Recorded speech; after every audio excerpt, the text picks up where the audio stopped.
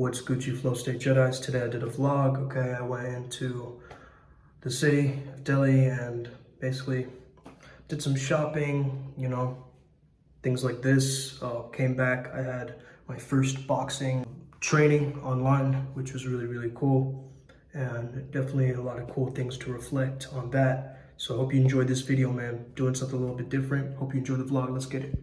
Yeah. I'm inspired. I'm inspired.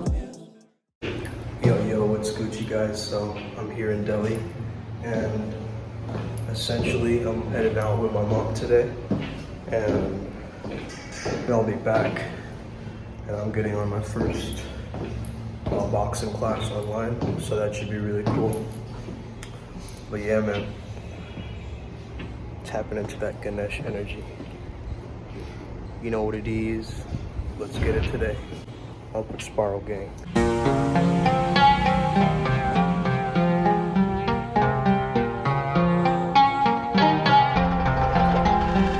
Yo, what's good? Just got a book. Going into Fab India right now. Let's get it. Looking for something royal yet shamanic. You know what I mean? Alright, so I looked around and nothing that really suits my archetype. However, I did find a couple of pieces, I think, lower bottoms, something that I could definitely incorporate into my style, because, you know, I'm looking for a very spiritual, shamanic, and royal type of style to my avatar, so we're gonna keep exploring.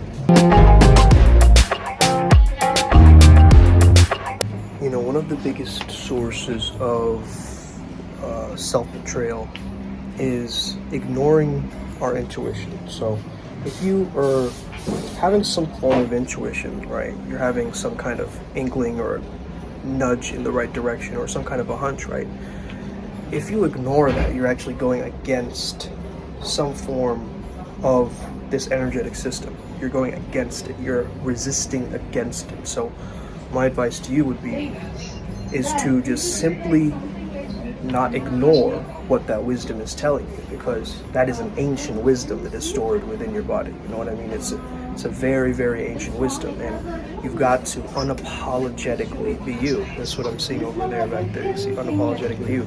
You got to be unapologetically you. What up, guys? Out here in Con Market right now, heading back. But yeah, it's been a very prestigious and revelatory experience. Okay, so my mom wants to buy something very clearly. Her ADHD mind wants to buy some more things. But anyway, essentially, man, I want to finish my thought about intuition. So,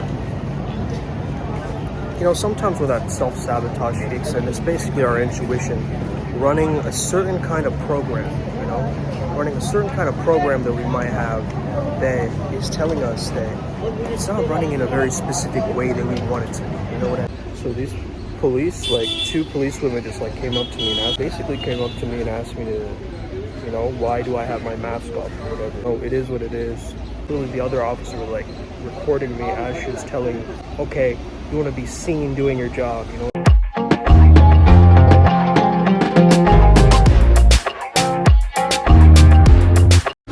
So I want to tell you guys about intuition really quickly, okay?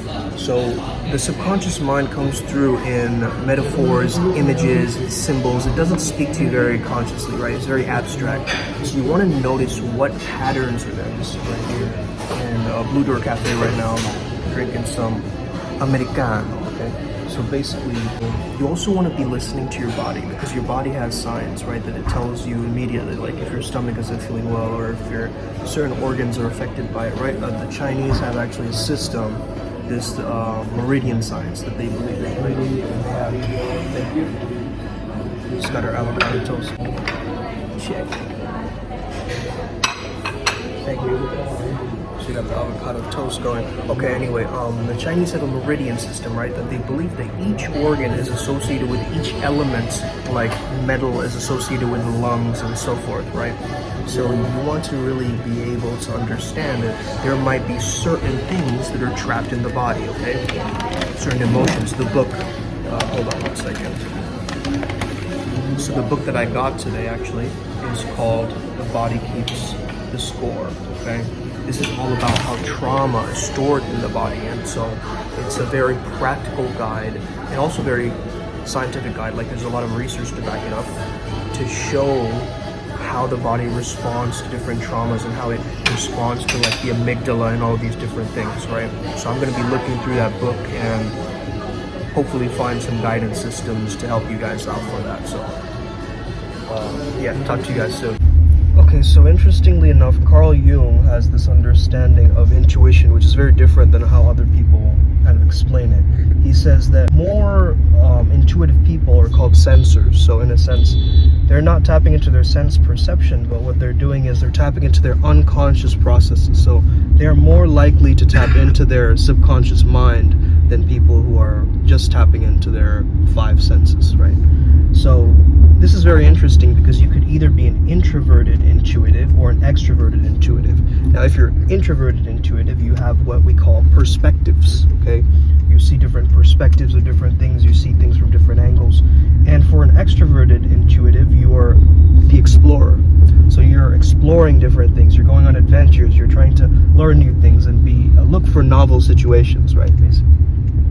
But what if we could combine both as an ambivert and look at the explorer who's also perceiving things, or being the person who is looking at things from different perspectives? Now you have the best of both worlds, and you can combine those two to find your activated flow state between both of those. And that might be a very, very unique prospect for you to actually look for your intuition and actually have it guide you towards the direction that you want it to be. Alright guys, so the day is finito. I'm about to do the session with my boxing coach. It's gonna be awesome. I'm gonna have some quick lunch. But yeah, signing off. May the flow be with you and stay legendary. Let's get it today.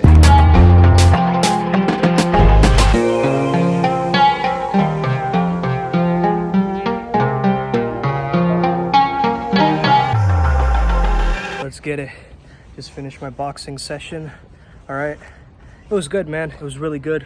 I had to really perfect the stance. That was quite difficult. I felt like an electrical energy like pulsing through my system. Even when I was doing the warm-ups, I felt like, man, I feel like there's this energy that's picking up.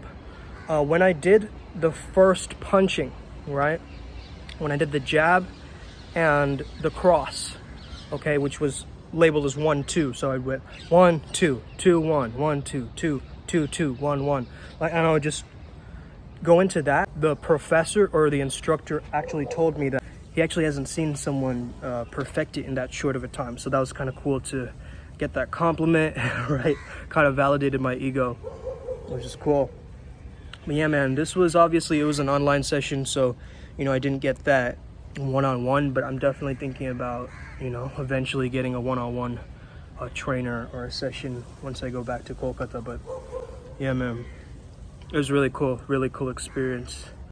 Yeah, man, I understand, like, he was quoting, Bruce Lee and stuff like this too, so that was really cool. I mean, Bruce Lee is like one of my spirit guides, you know what I mean? So to hear it from an instructor coming from Bruce Lee's lips out to me is like a definite sign that, I want to continue perfecting this and perfecting my stance, because man, that stance is really cool. It's like there's this cool like form correction where you can like drop down and then get back up just to check whether you're in the right stance. And he said like you need like 3 to 4 months to get that stance accurately and even start punching accurately before you actually get that second nature, flow state effect take over, like the ultra instinct take over, right? I think a big part of it is the breathing too. I think that's something that he missed out on, but I was not as conscious of my breathing. But of course, this was my first time, like as a beginner, you know what I mean? So I definitely think the breathing could be a definite element to tap one into the sense of flow, specifically when it comes down to getting into a ring or, really challenging somebody with this, right? So, I mean, that was really cool.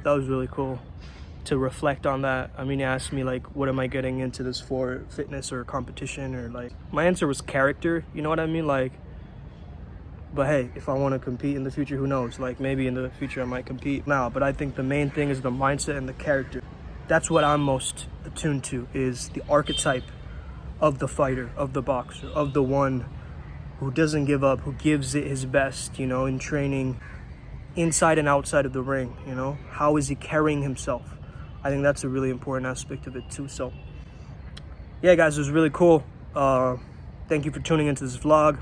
Kind of different one. Haven't done like a vlog day type thing here, but yeah, man, I hope you enjoyed this. Have an incredible day. May the flow be with you and stay legendary. Let's get it today. Boom.